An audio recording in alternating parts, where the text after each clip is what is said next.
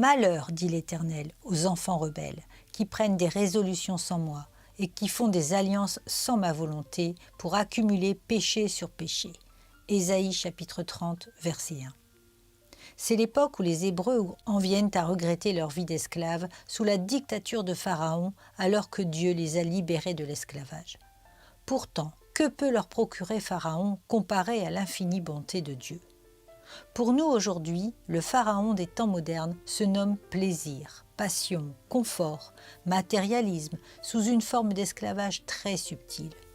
Cette boutique de tentation moderne est terriblement dangereuse, car elle attire un grand nombre à se rebeller contre Dieu, à prendre des résolutions sans Dieu et à accumuler péché sur péché.